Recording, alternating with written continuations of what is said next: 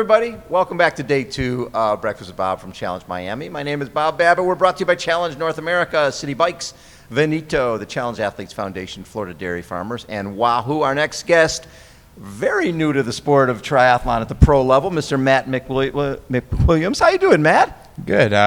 Feeling good. Thanks for having me on the show. No problem. I mean, it's nothing like jumping into the deep end here with Jan Frodeno and Lionel Sanders and some of the big names. I mean, you got your first paycheck in this sport just July 31st, 2020 at a virtual race. Yep.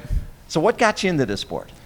I'd been running in high school, and just after high school, my cross-country coach said, hey, and during summers, if you want to mix it up, maybe try a triathlon. Yeah. She and her husband had been getting into triathlon, so I just jumped into a sprint race with, a regular road bike and struggled in the swim, but I had a lot of fun, and that kind of hooked me from there.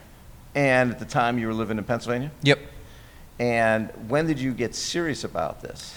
I had ran, again, in college, cross-country and track, and again, during summers, I just was biking, cross-training throughout the year, but once I graduated college, I said, let's give it a year or two of serious stuff. That was in 2016. Right. And then, see where it goes from there. If I put in the work and I'm actually seeing results, then we'll build from there. And if not, then I'll just do it for fun. And I was seeing some pretty good results, so there you go. Kept building and building. And at one point, you ended up in Boulder, sort of the mecca of triathlon, working and I'm guessing training at the same time. Yep. When I moved out there, I wanted to go someplace. Where I live right now, it's pretty dreary. Pennsylvania. Yeah. A couple of years ago, we got like over 100 inches of snow throughout. My God. It's like 5 or 6 months of winter. So I said, well, let's go somewhere where it's the opposite of this. And we landed on Boulder, and I met a lot of great people out there and had a lot of fun while I was out there. Did you get to the point when you're out in Boulder, now you get to see how some of the big guys train? Yeah. Did that help you a lot? Absolutely. It was a big eye-opener. It was funny, the first day I got there, it was right before Boulder 70.3. Yeah. So my current coach, she's like, well, why don't you come swim with us? I had never swam in a pool with anybody before. I didn't even know, in the same lane. So I was drafting I was touching toes, and they're like, you can back up a little bit. Didn't know how to flip turn. So it was, How long ago was that? That was August of 2019. So we're just talking just less than 2 years ago. Yeah. So it was the no flip turn. Nope. And not really certain how to circle in the pool or any of that type of stuff. Yeah, it was. All my swims what I was used to is 5 a.m. getting in the pool by myself. There's no one else in the pool. Yeah. And just doing my laps. Open turns and just turn around, come back, and do it over again. Wow. That's an eye opener. Yeah. And then we out on some bike rides and run into some of the guys. Oh yeah, some of the going up some of the left-hand canyon and stuff like that. And it was great meeting Lauren, going out there, Lauren Goss, and now we're Lauren Hurley.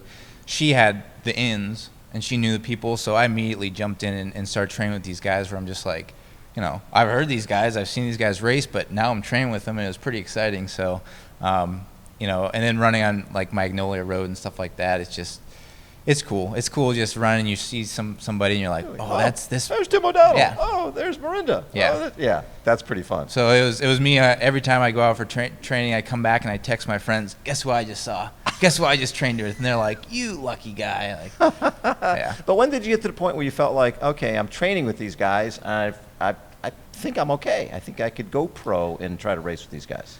Well, I think my coach, we were going to do 2020 as an amateur, and I still had a lot to improve on my swim. Mm-hmm. And then she said, well, why don't you just jump into it? You just jump in and get some experience, and we'll go from there. And then 2020 happened, and that kind of, hampered that a little bit. So I still haven't really had the aha moment where I'm like, I can compete. It's still like, I think I can. I got the numbers and I got the training, but I got to put it down, and that's what kind of what tomorrow is. What's fascinating in this day and age, you can do a lot of it by numbers, right? You know what Lionel Sanders is pushing wattage-wise, and you could try to simulate that. Obviously, race day is different, but at least you sort of know what the ballpark is. You know what the. It used to be people were very secretive about what they did. Yeah. And if they know, then that compromises my ability. But the reality is that you still have to do it. Yeah, exactly. So I don't think people are as hesitant to share what they do. It's like, listen, if you can do what I'm doing, go for it. Yeah, we'll see you out there. Yeah. Were there workouts that you looked at online that you thought, okay, if I can do that, I think I can match up with these guys? Yeah. The big thing was the bike testing that we're doing. Yes. I use Inside. Okay. And it's a new testing where you do, well, newer, but you do some 30-second, I think it's 30-second, 3-minute, 6-minute, and 10-minute all out. And that was just showing me that, hey, you can push some big power. I ran a marathon in December of 2019. I ran 2:21. Really? So I say, okay, that's a good. I can run. Where'd you run 2:21? CIM. Nice. So then now it's just the swim, and I can see, these guys Lionel's posting, swim videos and stuff like that, and I'm getting there. I'm improving. Right. But it's just one of those things where I'm like, man, I see how far I have to go, and it's just baby steps. So. But the key is 2:21 marathon. When you have that type of speed for the run, I mean, at the end of the day, that's how you close the race, right? Doesn't matter how far back you are. If you can run that well, you're going to close some gap. Yeah. Going into this race, this is really a baptism by fire for you. Yeah. You're going to be lining up with one of the greatest fields ever assembled against some of the greatest triathletes ever assembled. Are you nervous at all, or are you feeling like, you know what, I've got nothing to lose. Nobody really knows who the hell I am. Yeah, I mean, always going to have a little bit of nerves, especially you want butterflies, in, right? Yeah. But yeah, for me, it's just like, this is going to be crazy. This is going to be so cool to be on this show, to be racing against the best guys, especially on this course where it's a little bit different style. And so, yeah, it's just going to be, hey, you got nothing to lose. Just go out and do your best and be smart with your racing. Don't just throw it out the window, but stick to your plan, but just worry about yourself. And it is early in the season too, so it's just kind of loosen up the cobwebs from the last 18 months and just have fun with it, really. Getting into this, were there thoughts of, hey, I want to pursue Olympics, or was it right away thinking, you know what, I think because I'm coming into this compromise a little bit with swim, I think I need to focus more mid and long distance? Yeah, I think I just like the distance. I think it just suited me better when I was an amateur, and I talked to my coach about it a little bit, and I just don't have the swim speed. Right.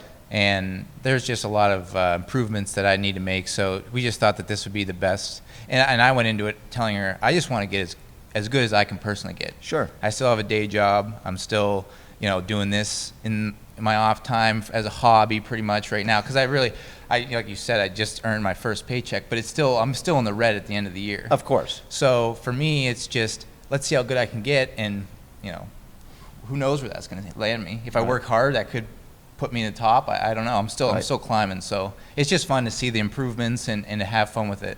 What's fascinating when we look back at a Gwen Jorgensen who was, had a job at Ernst & Young before she took the gamble, right, and went pro, and Skye Monch, who was just on with us, same type of thing, CPA. And having a real job is a nice thing. And then you can sort of play it by ear. And hey, if I'm because you have plenty of time, even with a job, to train. Yeah. Right? Yeah. And if you perform, next thing you know, you can always go back to your real job. You can do that whenever you want, but you're young. Why not go for this? Absolutely. Yeah. It's just, and I would plan on maybe last year doing, maybe going pro and not having so much, focusing so much on work. Then, like I said, I'm glad I didn't because of the COVID situation.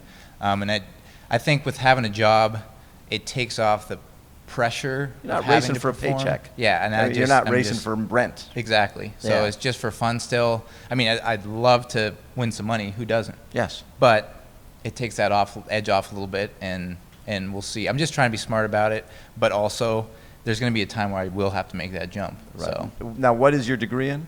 I went to school for aerospace engineering. Aerospace engineering. Well, so obviously you're pretty aerodynamic, I'm guessing, on the bike. Yeah, I want to say I am, but I'm sure there's definitely some improvements that can be had.